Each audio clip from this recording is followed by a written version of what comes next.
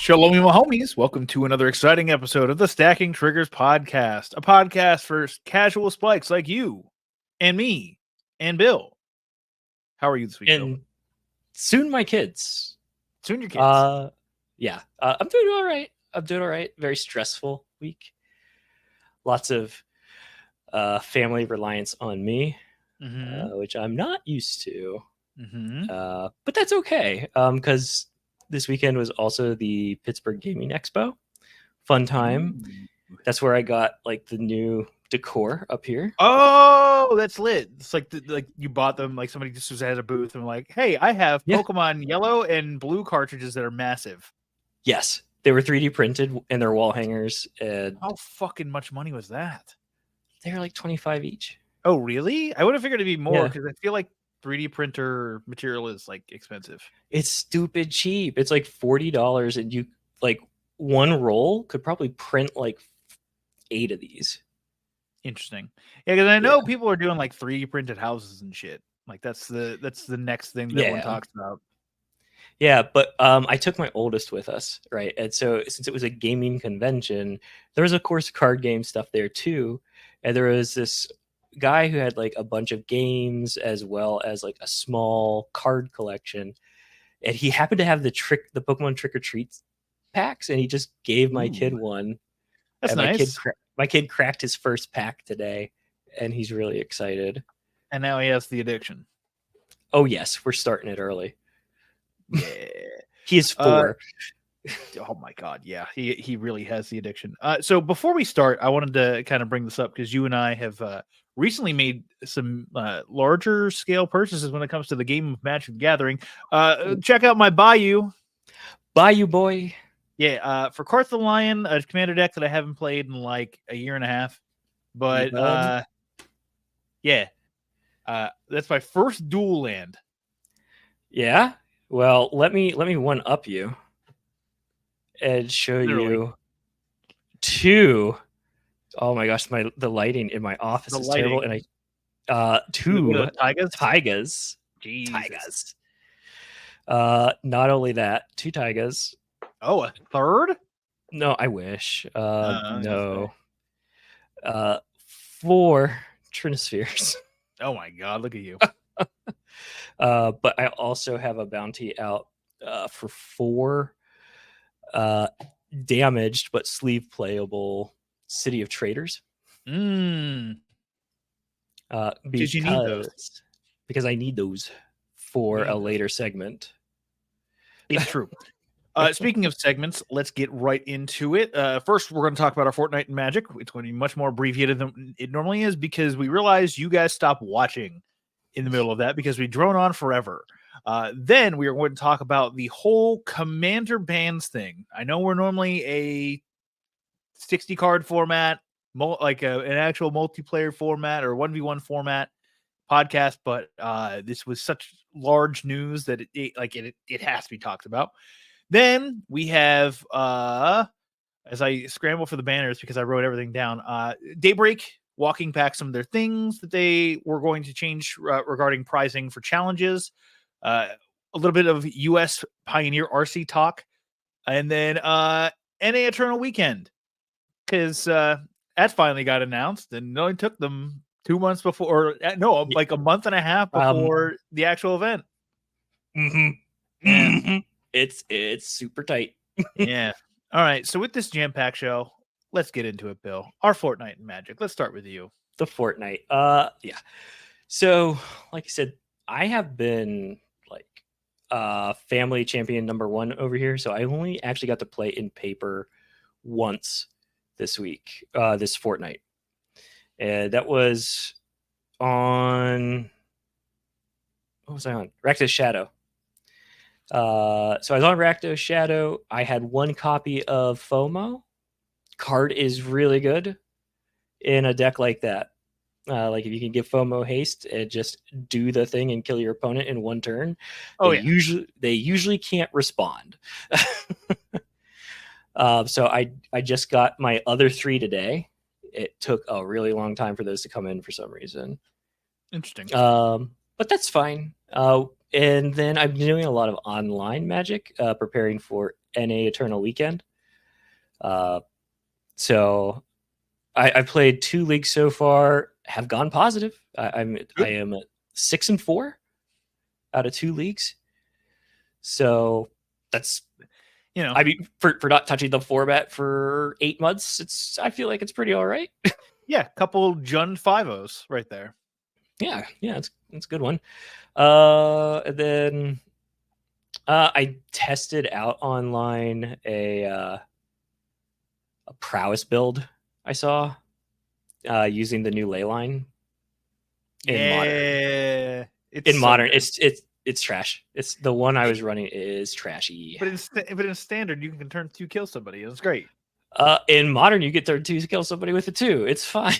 Yeah, it's great because you get a really. I saw a Twitter clip online of somebody going double ley line into Cacophony Scamp into turn inside out or whatever it was, the +3/+0. Yeah, and it's like, oh, okay. So guys just like, oh, so I'm just dead, boy. Wizards, fuck you. I'm like, bro, shut the fuck up. This is great. This is the perfect way to play standard, by the way. The perfect way. Sorry. Yeah. You guys can pretend that standard is good. I think standard will suck forever. It's just if I have to play it, I'm gonna play the deck that I will win on. I can win on turn 2. So yeah, I agree. Like, and you and I have like all the cards for the mono red deck, except for I think maybe a handful of Bloomburrow cards. Unless you got yours already. I did. I've been picking them up. I bought them all. It was like $20. It was like fine. Like these actually even go into like Pioneer Gruul Prowess. So it's like, okay.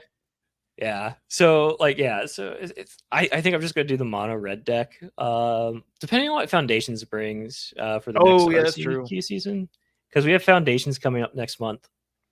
Yep. So we don't know. We don't know what's going to be at that. Oh yeah. Other than Land of War Elves, but it's supposed to be a really big set, right? Because it's supposed to last like 6 years. 5. Close. This is a response to like core sets, but like core sets like would still rotate and shit. So it's like, okay, I get it. Like, yeah, it's weird. Like they're making standard weird. Is the point? It's like it's supposed to be a completely rotating format, which is something I hate. But they're making it non-rotating by leaving it a set amount of cards. They're taking player feedback, right? Player feedback I don't was hate. Yeah. The player feedback was, listen, we're buying these cards at their peak of price, and now we can't like only to use them for 2 years or so. So they extended the thing. Well, that wasn't enough. People were still upset with that. So now they're making the Foundation set, which is going to last 5 years. So who knows? I don't know. Like we'll see how it works out. I like the idea because like if you could build a ball busting deck out of just Foundations, congratulations. You probably have a winning deck for a while. Yeah. Hey, Wizards, for the love of God, just put Shock and Lightning Strike into Foundations and never print them in another set again. Don't just stop. Yeah, just please. Stop. Yeah. Like all these reprint sets, like except for Pierce, Painful Stroke, Shock, Duress. Yeah. That's the kind of shit that belongs in Foundations. So you actually have like more design space for other cards. Yeah, but the reason they put those cards in these sets that they do is for the draft. I don't care. Those sets are built to draft. No, who cares? Draft sucks. We suck at draft. Also that. Well, actually, that's not, so real quick. There was the 14-year-old prodigy at our local game store. I mess with him all the time because he's way too cocky, but he's also just a really good player. So he has me sit with him while he makes his pre-release deck for Duskmourn, and I'm like, bro, I haven't looked at the set. I have no idea. And he's like, I also have no idea. So let's have no idea together. And then he goes 3-0 in pre-release. So I was like, well, technically I went 3-0 in pre-release. So like, I helped you build it. Come on, I helped you build it. So I went 3-0 too. That's how it works, right? Let's split these on the price. No, well, I did trade for one of his abhorrent oculi. Nice. That's a whole story and an issue, but that's for another time. Is that it for your Fortnite and Magic? That's it for my Fortnite. I'm trying to keep it short. Fair. All right. My Fortnite Magic, I played a new Murktide variant just this week. I did not play last week. Well, I took a nap after work because I was tired, and then didn't wake up until after it started. So I was like, well, I'm not playing this week, I guess. So this build had, excuse me, 3 Spell Pierce over 2 Consider and something else.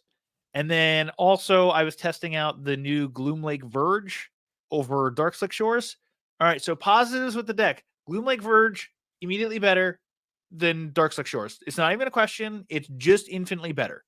It's untapped. It's untapped. Untapped all the time. Always produces blue, which the deck wants. And it's a banger. Guess what? If you have one of those plus a fetch, guess what? It taps for black the next turn. Who cares? Yeah.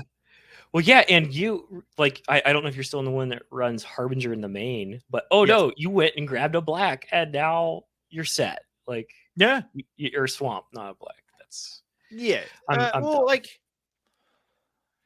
it's still weird because you still need like. Well, unfortunately, the way you have to fetch with Murktide and Harbinger is that you still have to go like blue, and then black.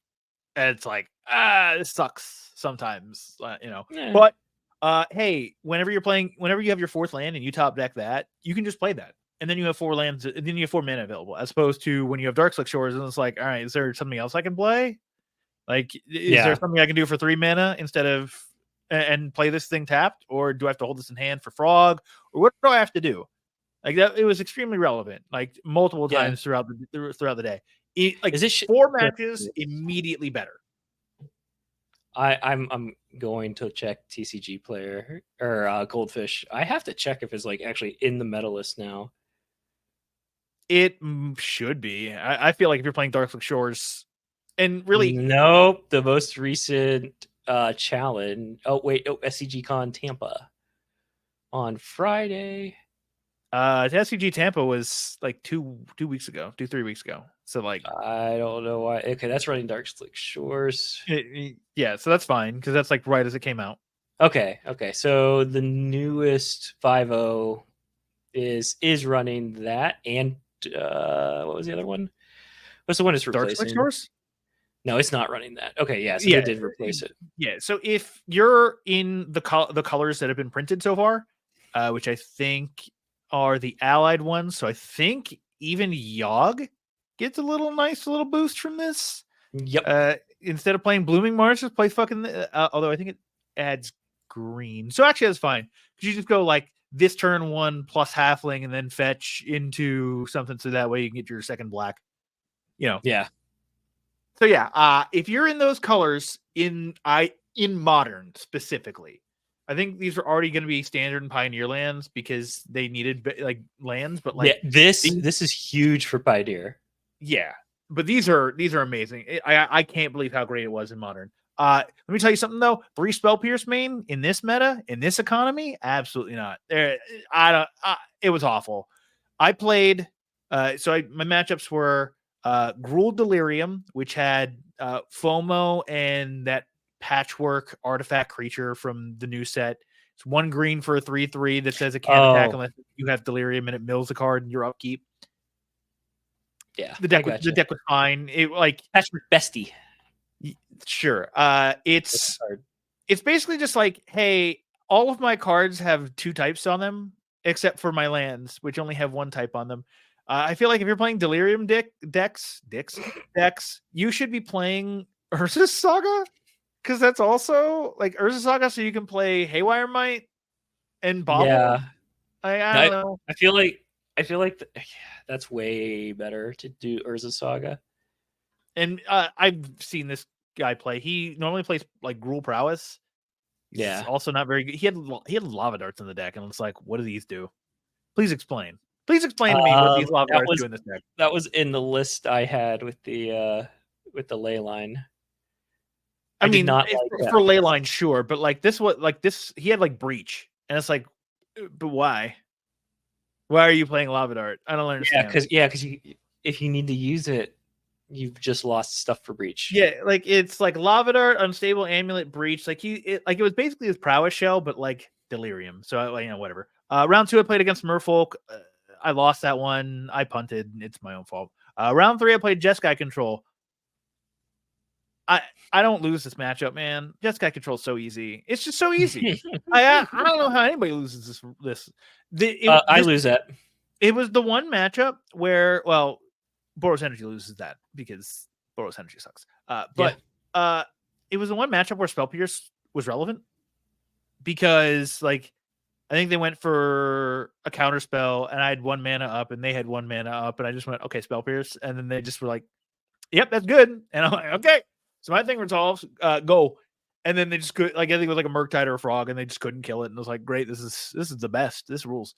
So yeah, that was the one matchup, it was good, and then I played Boros Energy, and I lost 2-1, and game 2 was the worst game of Magic I ever played in human history, and I truly mean this, because I sided out Harbingers. So I'm on 14 creatures. So I sided out Harbingers and I sided out 2 Orcish Bowmasters because I don't like the deck, kind of sucks. Like the only thing it kills is like a cat token, another cat token, Pride, or Amped Raptor. And it's like, okay, those are all fine.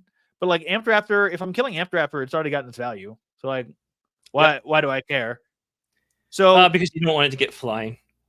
I guess. Yeah, I guess. But so game 2, it's just like I have removals and counters. And I think it's like turn 25 by the time that I play a threat and they go Chain of the Rocks. And then it's like turn 28, I play another threat and they go Static Prison. And then it's like turn 31 and I play another threat and they go Static Prison. And I go, and like turn 32, I play another threat and it finally fucking sticks. And they're like, all right, yeah, I think I'm done. And it's like, okay, cool. So we went through fucking 30 turns of this fucking game. I hate it. Oh, I wanted to die after playing that game 2. It was horrific. It was one of the worst games ever. And I had 2 Spell Pierce just sitting in my hand rotting because like we played out every fucking land from our deck. So that's like fantastic. So yeah, Spell Pierce immediately out for 2 considers. I need more cantrip draw or cantrip plus card selection. I'm honestly surprised that they took the cantrips out. To me, that's a terrible decision in this deck. Yeah, I agree. Yeah, but I wanted to try it. I was like, hey, I mostly agree with this list except for no consider. Yeah, and then I was like, I'm pretty sure Spell Pierce sucks in this meta, but like, let's find out for sure. And I found out for sure, yeah, it sucks in this meta. I will keep 1. Yeah, I think 1 is acceptable because, like, it's like your 1-off Mana Tithe, where it's like, aha, gotcha, idiot. That's what you get for not playing around Spell Pierce, moron. The 1-off Mana Tithe. Mengu got hit by that in the video. It was very funny. It was in his affinity video because he tapped for I think he tapped for Improvise for like Kappa Cannoneer. Yeah. And he didn't tap the Memnite. He tapped an additional land. He's like, no. Oh, I can't make mana with the Memnite. Well, I'm punished. And it's like, oh, that sucks. So that'll show you. Leave mana open whenever you're improvising / convoking. Yeah. Yeah. Fun fact too. Like just looking at the prices on the Murktide deck right now. Orcish Bowmaster, a playset is now $200. Is it really? Yeah, bud. That card sucks in Modern. I wish I could stop playing that card. It's not good. The only thing it's good against right now is the ring, and it's only good because it just builds your guy. Yeah, it just builds you a big body. And here's the problem with that. Hey, you know what's really easy to remove? Your 1/1. So it stops building your guy. Like the ring resolving in the first place is the problem. It's not the card draw. Right. Hey, that's just this reporter's opinion. All right. Let's move on now to our next segment, which is the commander bans. So there was a whole thing with the commander thing. The Commander Rules Committee, the RC, which please fucking call it something different, because like to me that's not what RC stands for. Regional championships. Yeah, regional championship or bust. So they kind of came out and banned 4 cards. Seemingly suddenly, I don't know. They say there's like quarterly updates and people are upset because like they didn't feel like these were telegraphed enough. But they banned Nadu, Dockside Extortionist, Mana Crypt? Mana Crypt. No, Mana Vault. One of the 2. The one that comes in for 0 mana and creates 3 and damages you when you. Oh, yes. Yep. Yeah. And then Jeweled Lotus. Yeah. which helps you cast your commander, like turbo out your commander, which only works in Commander. Only works in Commander. So those 4 cards got banned. Then, because the Commander community is so well, some members of the Commander community are so well adjusted, they have resorted to death threats of the Rules Committee and like the Commander Advisory Group. Yeah. Then a couple people from the Commander Advisory Group resigned from the Commander Advisory Group. Some people were an hour or 2 after the announcement hit. Yep. And then because of all of the death threats, Wizards and the Rules Committee were like, hey, look, Wizards was like, yo, we should probably take this. And the Rules Committee is like, hey, you should probably take this. So Wizards now controls the Commander format in-house and had a live stream about it, talking about it. Take what you want from that live stream. I don't want to talk too much about it. I didn't see it at all. So basically, they're just like, one of the big questions was, hey, aren't you gonna not ban things because you can sell the product? Like, what are you gonna do if you make Jeweled Lotus 2 Electric Boogaloo, and you want to use that to sell your next product? Like, what are you gonna do about that? It's like, we're gonna do what's best for the format. So it's like, okay, so the nebulous answer that you always give for these formats, we're gonna do what's best for the Yeah. So, Bill, this is a lot. This is a lot. We have bans, we have death threats, we have Wizards taking it in. Let's start with the death threats and just say, hey, if you fucking sent a death threat to somebody, you're a fucking loser and a weirdo, and you should never play this game again. Yeah. I don't want you ever again in my game. Yeah, you should probably shave your neck beard and go and work your job at Walmart or something. I don't know. Yeah. I hate to be reductive over my own hobby, but these are pieces of cardboard. If you are this upset over pieces of cardboard, you need to put some perspective into your life. Now, before somebody says, well, wait, these had monetary value. Sure. Guess what also had monetary value? Every card that gets banned in a fucking 60-card format. Yeah, we don't care. We don't care that much. Yeah, we know it's a possibility when we buy the cards. Did I expect my griefs to just lose all their value in a second? No. But did they? Yes. Am I crying about it? No. Am I kicking myself that I didn't buy Fury earlier to be able to actually use it before it got banned in Modern? Yeah. A little. I'm kicking myself. But am I kicking myself for making that one RCQ season really fucking hard for myself because it just didn't play Scam? Yes.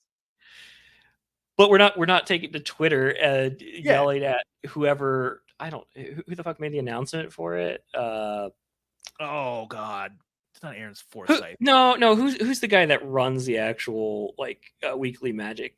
Oh, Blake. Yeah, we're not. Yeah, we're not adding Blake. Fuck you, Blake. Fuck you, Blake. Die, Blake. Die, Blake. You took away my grief. You took away my Nadu. How could you? My Scamarinos. Yeah, how hard is it to just be fucking normal? It's not. It's not hard to be normal.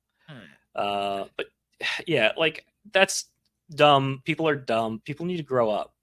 Again, it's just a fucking game. Oh, hey, sorry to interrupt. What did Mitch from Commander's Quarters say? Because remember when Golos got banned as the commander, and he's like, look at the millions of dollars that have been lost because of the Golos ban. I don't know. I forget what he said. So when Golos got banned, he made a video that was like, oh, Magic players just lost $8 million because all of their Golos decks can't be played anymore. And it's like, what are you talking about? Golos is a 5-color pile. There's plenty of stuff from the 5-color pile that you can put into other decks. What are you fucking talking about? Yeah. So he would actually have a justified thing because, what Jeweled Lotus was $150. Mana Crypt, I'm going to say is Mana Crypt or Vault. I can't remember. Yeah, I think it was. I think people have flocked to Vault. It's one. Yeah, whichever one was not banned, is the one people are buying up now. Yeah. But oh look at all the millions of dollars. considered a lot. And he's not wrong in value wise. There are people who like lost a ton of who lost like a ton of money on Yeah. it. Yep. But also to those people, I have to say, hey, guess what? Commander's singleton format. You can just buy one and have it for all your decks. Right. These were people who were trying to like wield and deal and like spec and like, try to make extra money off of it. Like they're the people that would go and buy out Walmart when they misprice it, trying to get more jeweled lotuses, right? Like, in fairness, that was that one time where my Walmart mislabeled or mispriced Commander Kamigawa Neon Dynasty bundles for $5. And I bought like 5 of them. yeah, no, I did the same thing with the time spiral. Yeah, Stuff at Target, but like whatever. It's we're also not flipping. Like yeah, we're not flipping. I have a dockside extortionist that is unfortunately just rotting now, which sucks, but it's fine. Oh, go play it in Legacy. I don't care. I almost Terrible. I almost sold it to my LGS like the weekend before. I almost did. Oh, you should. I was like, shit. I might want this for. I might play CDH at one point. Who knows? And it's like, so well, so on this point, on the point of I almost sold my dockside, right? There's tons of people speculating now that Wizards owns the format that they're going to unban things, well, or they're going to split the format between CEDH and casual noobs. Okay, so to address those two things, they actually did talk about at least the CEDH part. Right. How I took the first point about unbanning stuff, they said Gavin specifically called out Jewel Lotus.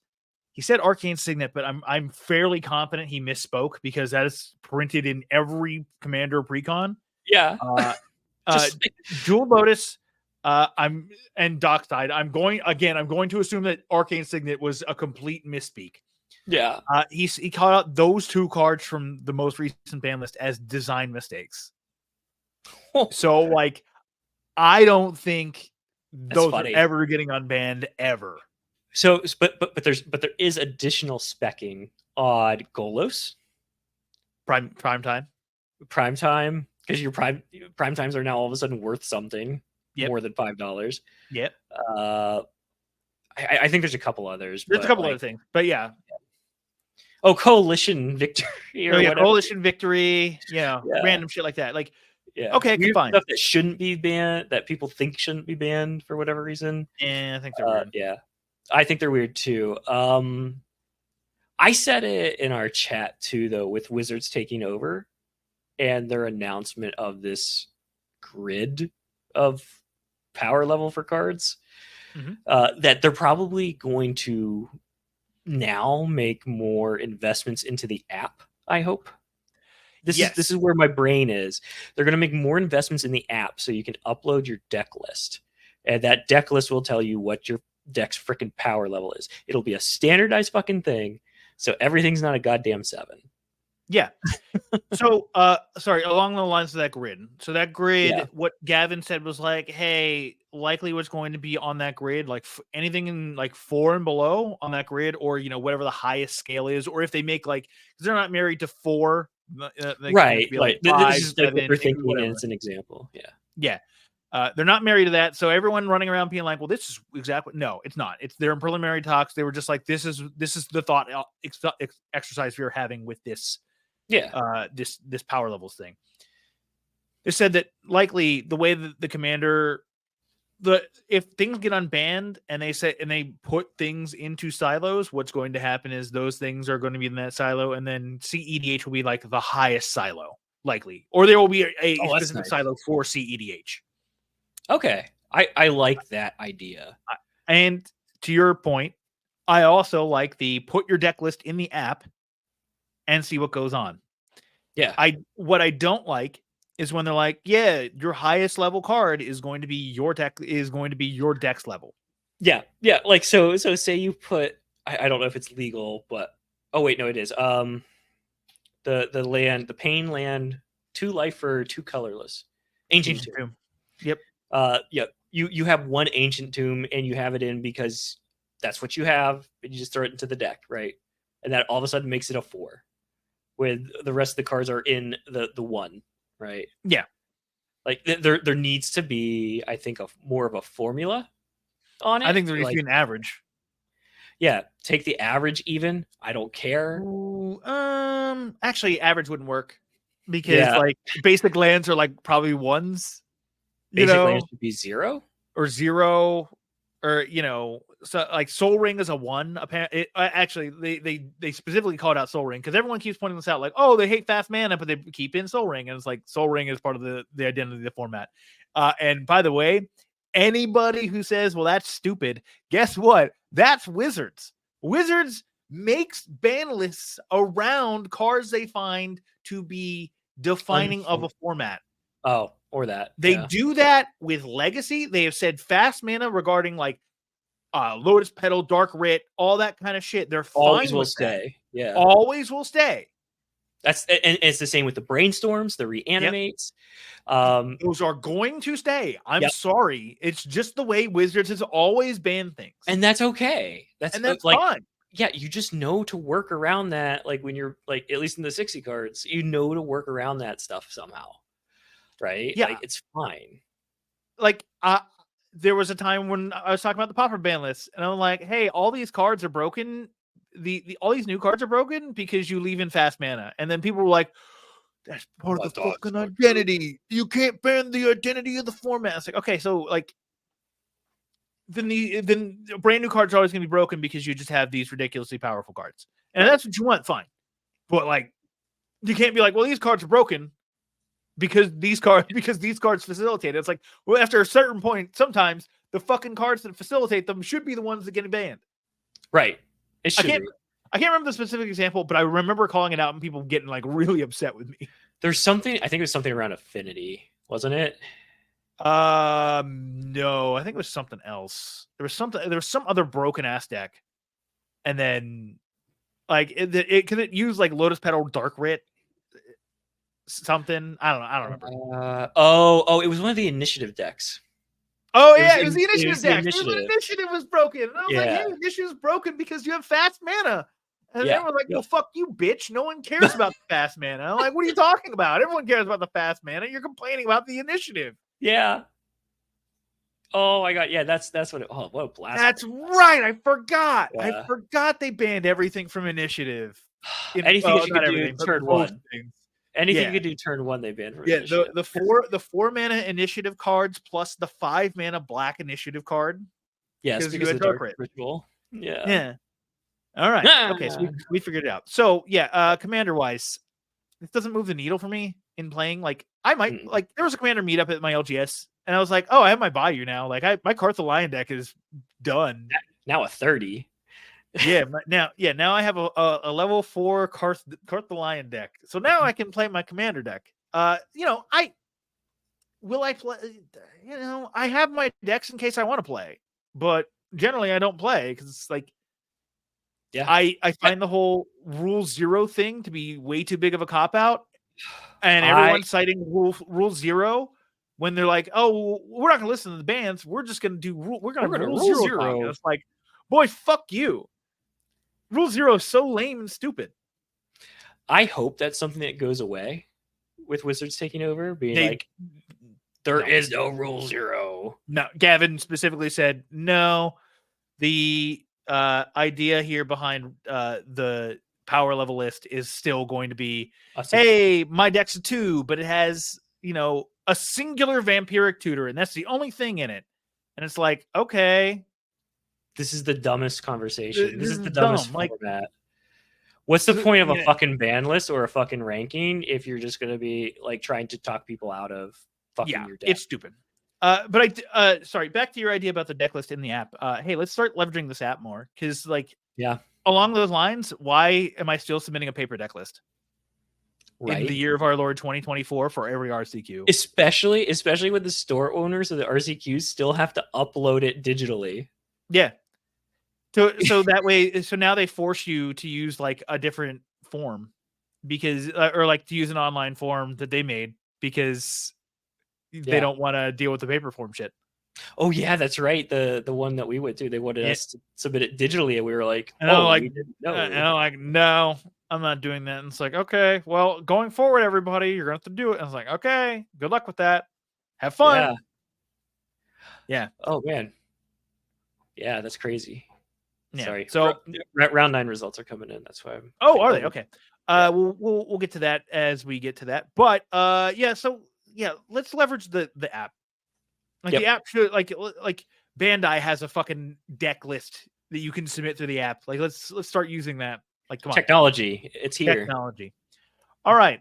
Next up, we have a little new news. Daybreak walks it back. So last episode we talked about how Daybreak was changing the way they were awarding prizing for their challenges. And people are upset because they're like, well, this doesn't make any sense for us to play in challenges anymore because challenges are worth like nothing. So we're going to go to our brand new fancy schmancy little thingy. It's a screen share of the updated challenge payout. So entries are going to stay the same. 250 play points / 25 event tickets for small challenges. Versus 30 and 300 for large challenges. I think this is a good change. A little bit cheaper entry for the small challenges. Great. First place, play points. Wow. I didn't realize this. All the play points. So if you top 16, you will receive 350 play points. For the small challenges. Yeah. Just flat across the board, 350. 100 chests for first, 50 for second, 35 for third and fourth, 20 for fifth, 8th, and 19th through 16th it get 10. QPs 50 for first, 40 for second, third and fourth get 30. 5th through 8th get 20, and 19th through 16th get 10 QPs. That's for the small challenge. Large challenge, you get 500, 400, 350, 350, 350 for play points. There's also play points for under, top 16, but generally those are not going to be profitable for you, like in the sense that you are not going to make back your entry. Treasure chests go back up to 100 for first, 75 for second, 50 for third, fourth, 25 for fifth through 8th, and 10 for 9th through 16th. So roughly 100 per level. Except for second, which gets 75. So like first, second's like 150 or 175. That's fine. And QPs stay exactly the same as they did before. Right. Bill. Obviously, this is a big change because Daybreak actually listens. I think it's actually one of the few arms, and I don't even know if they're actually owned by Wizards of the Coast, but like it's one of the few arms of Wizards that actually listens to the people who are talking. So what do you think? I think it's good. You want to try to keep these people not necessarily happy, but they get tons of data early from these people as far as new formats and stuff, and they get tons of data from these challenges. Like they know how often the cards are getting played from new sets this way, and which ones are going to be, hey, maybe we need to watch this in the paper tournaments. Yeah. Right. Like if something's broken, it's going to be discovered here first. So yes, I'm glad that they're appeasing the backlash a little bit from a probability standpoint. I still don't really care because I don't really like. I'm actually probably doing my first challenge here in about 35 minutes. Yep, that's true. I'm probably not going to do well enough to get any play points, and that's okay.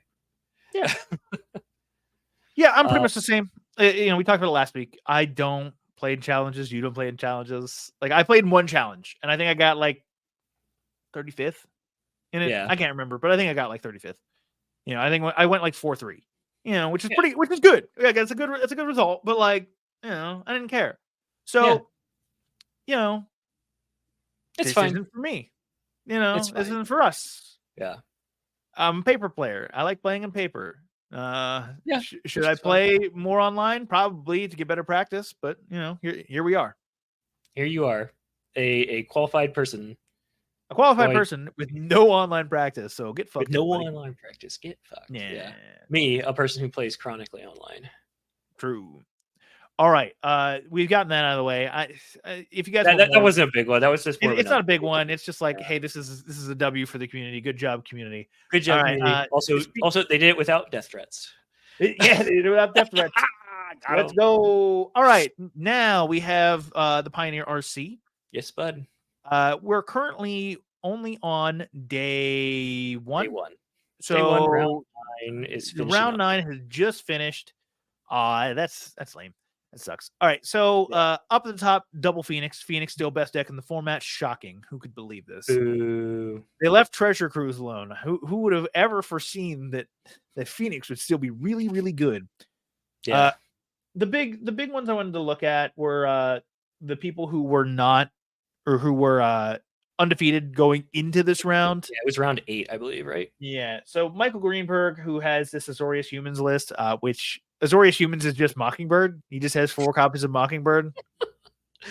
The tech on that is I love that because I would read Mockingbird to you. Yeah, I also pulled it up because that's something I can do with our wonderful StreamYard here. You may have Mockingbird enter as a copy of any creature on the battlefield. Notice it's not any of yours. It's just any creature. Ooh. With mana value less than or equal to the amount of mana spent to cast Mockingbird, except it's a bird in addition to its other types, and it has flying. And it has flying? That's wild. Yes, buddy. Yes, my buddy. So if your opponent, for some reason, has a Tarmogoyf, and you're like, hey, these graveyards have a lot of shit, and I have 2 open mana for this Mockingbird. Let me make a flying fucking Tarmogoyf.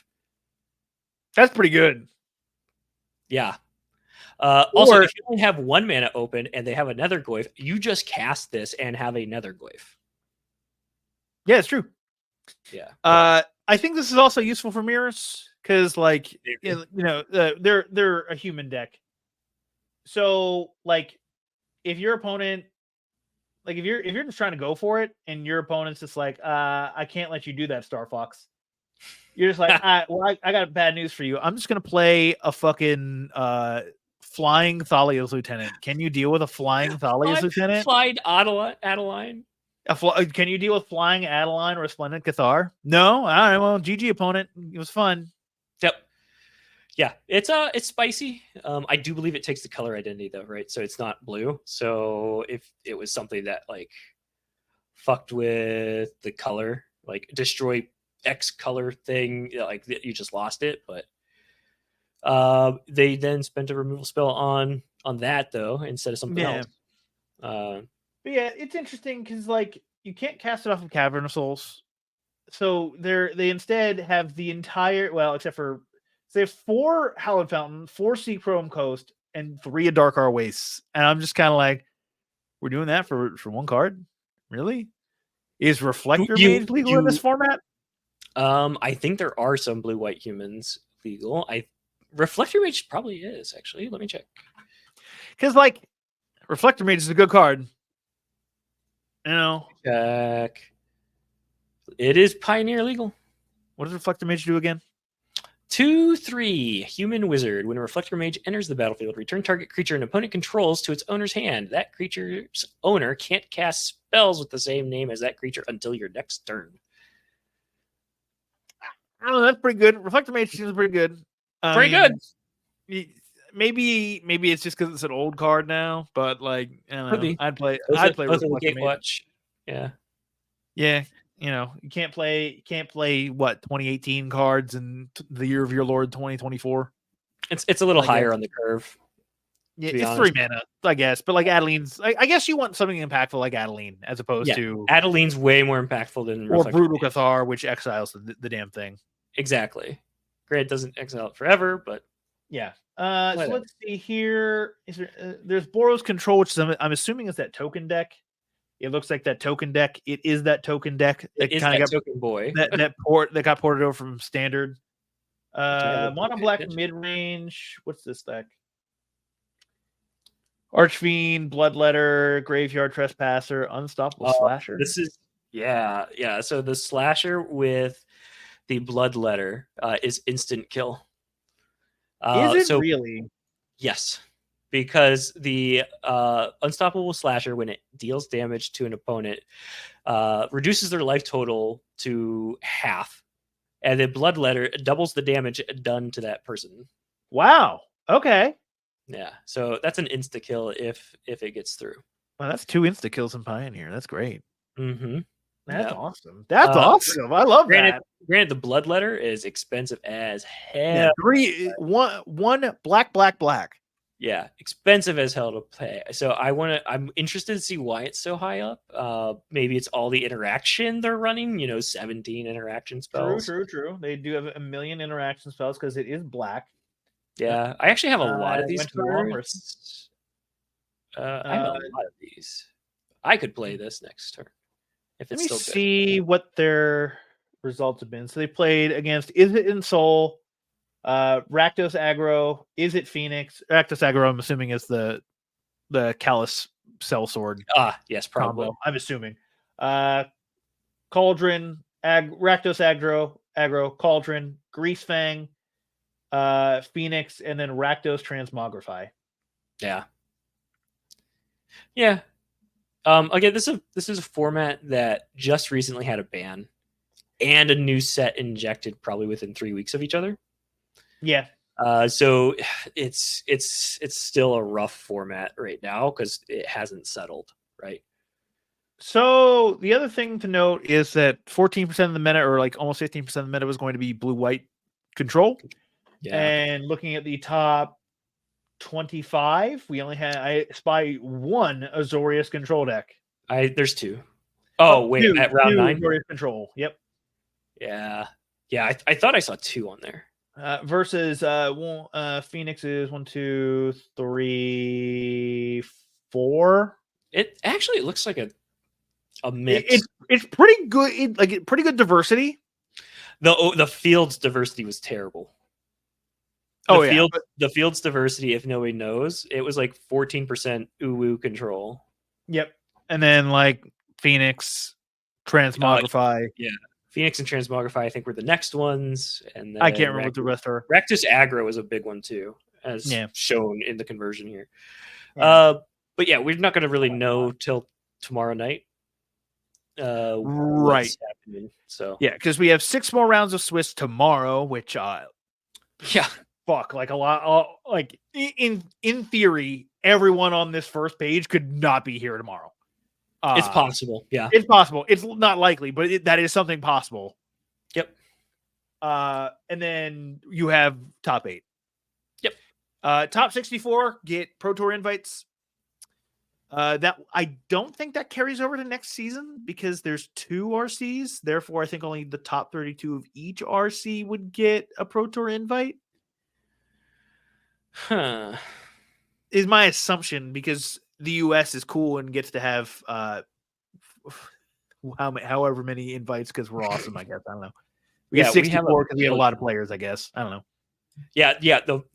It's what, 1,800 players in 1,800 players who played in this RC. Yeah, which I think is double the last one. Yeah. So we have Portland and Charlotte. For sure, I will be at Charlotte. If I qualify again, I will try to go to Portland. I can't say that I will for sure go to Portland, but I will try. Yep. But so yeah, that's the US Pioneer RC. I have my Pioneer decks built. I don't care right now. It's not a format I'm playing until May next year. Yeah, it's gonna be late because we have Standard next. We get Standard next, and I'm not excited to play that in the first place. So we'll deal with that whenever it comes to it. So, all right, we're gonna get to our final topic here today, which is NA's Eternal Weekend. Bill, I'm gonna leave this to you because this is your forte. Yes, this is. So they announced super duper freaking late this year. It was supposed to be announced back in August, shortly after the actual Wizards announcement. They announced. When did they announce it? It was like middle of the week last week. Yeah, it was like the 2nd of October, I think. Yes. It was on Monday. Now I'm trying to find it. It was 9:30, very late Monday. Eastern time. Monday. Yeah. 9:30, very late Eastern time. I signed up right away when there were only 2 people on the NA Legacy Champs. Right now we're at 449 players out of the 1,000 player cap. 400. Wow, that's crazy. 449 in a week. Yeah, That's less than a great. week. That's great, Mhm. actually. Like, that's fantastic. Yeah. Granted, this is like for the whole country. Yeah, of course, of course. So that set, a lot of people were complaining because they thought the date was going to change. The date was the date. The date was 11/22 through 11/20, whatever. It was that weekend, Thursday through Sunday. It was announced that that's what it was going to be. Right. People were complaining because it hold off of buy hotels because they're like, well, I don't know, it's not, I can't register or buy my tickets. It's like, no, Wizards announced the date. Yep. And Card Titan confirmed the date. The date was going to be the date. The date was the date. Okay, like calm down. But yeah, they did announce super late. People, get your tickets. It's going to sell out again. I don't know if they're going to be able to open it up again like they did last year. Buy your tickets now. Buy it. So I'm coming up to Pittsburgh the week after. You should come early. Well, okay, so we'll talk about that here in a second. I'm coming in the week after for Thanksgiving because you know Thanksgiving, my family, all that stuff. All right. If my wife is confirmed to not be coming because she might have to run, like she works at like a children's camp, and there might be a camp over that Thanksgiving weekend, and therefore has to work it. Okay. If that, and I'm not sure yet because like her whole job thing's up in the air. So if I know for a fact my wife is not showing up, yeah, I'll buy some tickets. I will play in the modern 2K. Oh, dude. So if you get here on Thursday, like before Thursday, they have free entry legacy shit. You could just bring a modern deck and see how that goes. It'd be horrific. Like, just throw a couple Force of Will in it and see what happens. Yeah, I'd have to borrow your Force of Wills. I'm not playing them.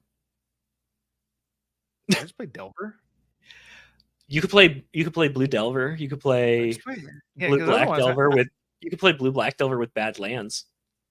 That's true. I could. I can play Verges. I can just play the Verges. The Verges are just like are also good in Legacy. That's true. Yeah, you could do that. Likely. No, they're wastelandable. You would be pissed. You're wastelandable. All lands are wastelandable. Nope, not basics. No, that's true. Yeah. You know what is? You know what isn't? Or is like strip mineable? Basic lands. Basic lands. Yeah. Yeah. Anyways, yeah. So that's in. That's locked. I'm locked in for the Legacy Championships. They have a lot of like pre-modern stuff going on. A lot of just fun events in general. Like I said, Thursday there's a free Legacy tournament. And it's got some sweet prize support. Let me go read it. Thursday schedule, because like this is what I thought was really neat. First, it's free and it's challenge prizes. There are 3-round tournaments in the format listed. Each match wins is 3 points. Each match win is 3 points, and each match draw is 1. Each player will receive 40 prize tickets at the start of the event. You just get 40 tickets for entering. Each match winner will receive 80 tickets for that round, and the people who 3-0 will get 320 prize tickets. So it's a nice, short, little free event with like a decent payout. If I show up, there's a team trios on Sunday that's modern Legacy Vintage. Now, of course, we don't know anybody who plays Vintage, but like if we can find a Vintage player, 11:30. It's 11:30. Depending, yeah. Well, I'm probably not getting to day 2, but if I do get to day 2, that'd be unfortunate. Oh, it's also on day 2. That the main event is 2 days. No, like Legacy day 2. Yeah, that's what I mean. That Legacy main event is 2 days, or is 2 days, right? I believe so. Yeah. Wait. Hold on. Am I crazy? Am I just not seeing the? Hold on. I have to go look. Am I just not seeing this event? like the main event. Oh, the main event? Yeah, they probably don't have it listed here because it's like, oh no, it's there. It's 9 a.m. It's the very first one. Entry $80 On Saturday. on Saturday. Legacy Champs. Legacy. Oh, okay. Okay. Yeah, yeah. It's listed. Let me see. Is it listed on Sunday though? I was pretty sure they had it on Sunday too. I don't see a Legacy. No, I don't see anything for day 2. Okay, let me go look. So it looks like it's at just going to be registry. a one day, which would be wild if there's a It- max of 1,000 I people. don't think that's true. Swiss rounds 10 and 11 are to be played on Sunday if needed. It's 11 rounds. Minimum or maximum. But like, I'm assuming there's a top 8. So when does top 8 play? Sunday. Yeah, immediately following the vintage top 8. When's Whenever that the is. vintage top 8? On Sunday, do they have a vintage top 8 spot? Nope, they don't. Fun. All right, so the vintage championship is interesting. Yeah. So yeah, I might go. I might do the modern stuff just because. I mean, if you do, that'd be fun. You could. But I have to ask my wife what's going on because like I don't like I can't drag her up here for like a week because like yeah, I can do it because I get paid vacation and that kind of shit. So I and I need to take vacation anyway. But like so I can do that. But can my wife do that? I don't know. Yeah. Yeah, but that's it. That's the update I have. I'm playing close to the chest on what I'm playing. I doubt anybody who goes there will see this, but you never know. You never know. Somebody was at MagicCon trying Chicago, to meet us and trying to meet us, and we're like, we're just oblivious. We're just trying to solve a mystery here. We're trying to solve a mystery. We're bad at reading YouTube comments. Yeah, we're sorry. Yeah. We feel bad still. We apologize, but thanks for thinking of us. All right. That's it, Bill. There's nothing else. You finished the episode. In under an hour. I'm going to watch you play a little bit of this challenge. I'm going to offer no advice because I have no idea how Legacy works, but so I'm going to have to trust you implicitly. But thank you, everybody, for watching / listening. If you would like to see and hear more of this podcast, wherever you found us is probably the best place to continue to find us. Otherwise, check the show. I think the show notes have like other links. Yeah, I think they do. But come check out YouTube if you want to. If you don't, stick on your podcast site, or do the vice versa, where you stick on YouTube and don't go check out podcasts. But give this a like, thumbs up, subscribe, anything that your app require or like is like, yo, click. Dog, you can do this. Do it. Add us to your favorites. Add us to your favorites, whatever. So yeah, thanks for all that good stuff. We really appreciate it. We'll see you in 2 weeks. Until then, keep calm and spike on.